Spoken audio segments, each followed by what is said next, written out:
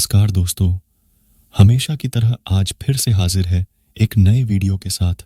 हम उम्मीद करते हैं कि ये पोस्ट आपको पसंद आएगा और आप इसे अपने दोस्तों के साथ ज़रूर शेयर करेंगे। तो दोस्तों चलते हैं वीडियो की ओर। तो दोस्तों चैनल को सब्सक्राइब कर दे, उससे कभी मत घबराओ जो हकीकत में है ही नहीं, जो ना कभी था और ना कभी होगा। जो हकीकत में है वो हमेशा से था और उसे कोई भी खत्म नहीं कर सकता।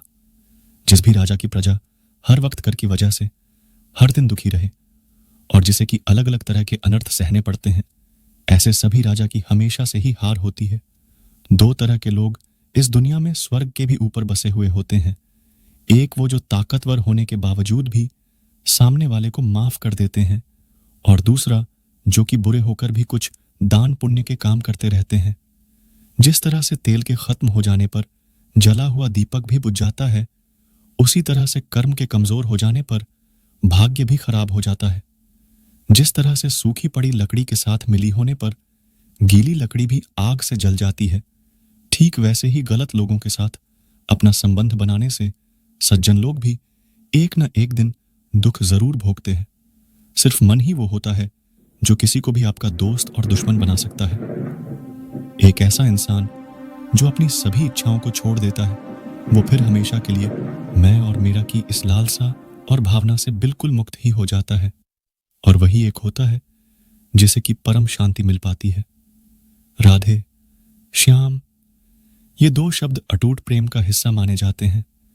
भले ही एक दूसरे के कभी हो नहीं सके, लेकिन फिर भी एक दूसरे के साथ ही हमेशा नाम लिया गया।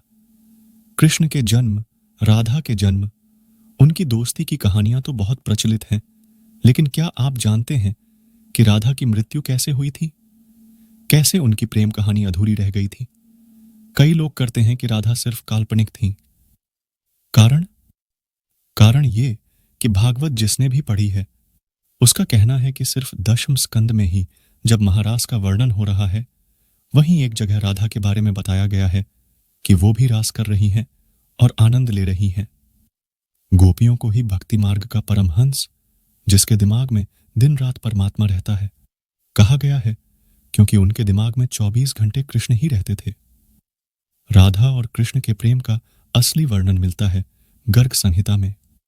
गर्ग संहिता के रचयिता यदुवंशियों, कंस के कुलगुरु, यानी एक तरह से कृष्ण के भी कुलगुरु हुए ऋषि गर्गा मुनि थे। गर्ग संहिता में राधा और कृष्ण की लीलाओं के बारे में बताया गया है। इस संहिता में मधुर श्री कृष्ण लीला है। इसमें राधा जी की माधुर्य भाव वाली लीलाओं का वर्णन है। श्रीमद् भगवद गीता में जो कुछ सूत्र रूप से कहा गया है, गर्ग संहिता में उसी का बखान किया गया है। अगर गर्ग मुनि यदुवंशियों के कुलगुरु थे, तो ऐसा कैसे हो सकता है कि वो अपने सामने चल रही कृष्ण लीला में किसी काल्पनिक किरदार का चित्रण करेंगे? यहीं से मिलता है राधा के सत्य होने का प्रमाण।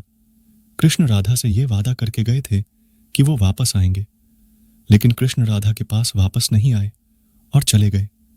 उनकी शादी भी रुक्मणी से हुई। कहा जाता है कि रुक्मणी लक्ष्मी का रूप थी और उन्होंने कभी कृष्ण को देखा नहीं था, फिर भी उन्हें अपना पति मानती थी।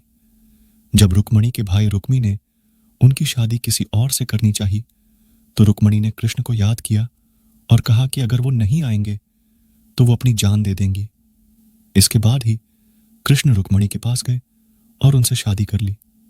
कृष्ण के वृंदावन छोड़ने के बाद से ही राधा का वर्णन बहुत कम हो गया। राधा और कृष्ण जब आखिरी बार मिले थे, तो राधा ने कृष्ण से कहा था कि भले ही वो उनसे दूर जा रहे हैं, लेकिन मन से कृष्ण हमेशा उनके साथ ही रहेंगे। इसके बाद कृष्ण मथुरा गए और कंस और बाकी राक्षसों को मारने का अपना काम पूरा किया। इसके बाद प्रजा की रक्षा के लिए कृष्ण द्वारका चले गए और द्वारकाधीश के नाम से लोकप्रिय हुए। जब कृष्ण वृंदावन से निकल गए, तब राधा की जिंदगी ने अलग ही मोड़ ले लिया था। राधा की शादी एक यादव से हो गई। राधा ने अपने दाम्पत्य जीवन की सारी रस्में निभाई और बूढ़ी हुई, लेकिन उनका मन तब भी कृष्ण के लिए समर्पित था। राधा की शादी के बारे में भी अलग अलग कहानियां प्रचलित हैं। कुछ के अनुसार राधा की शादी अनय से हुई थी। अनय भी वृंदावन निवासी थे और राधा और अनय की शादी ब्रह्मा की एक परीक्षा के बाद हुई थी। ब्रह्मा ने यह पता लगाने के लिए कि कृष्ण वाकई विष्णु अवतार हैं, उनके सारे दोस्तों को अगवा कर जंगल में छुपा दिया था। उस समय अनय भी जंगल में थे और गलती से वो भी अगवा हो गए थे। इसके बाद कृष्ण ने अपने सभी दोस्तों का रूप लिया अनय के साथ और फिर सभी बच्चों के घरों में रहने लगे। इसके बाद अनय रूपी कृष्ण की शादी राधा से हुई थी। एक दूसरी कहानी के अनुसार असल में राधा की शादी हुई ही नहीं थी। ब्रह्मा वैवर्त पुराण के अनुसार राधा अपने घर को छोड़ते समय अपनी परछाई घर पर मां कीर्ति के साथ छोड़ गई थी।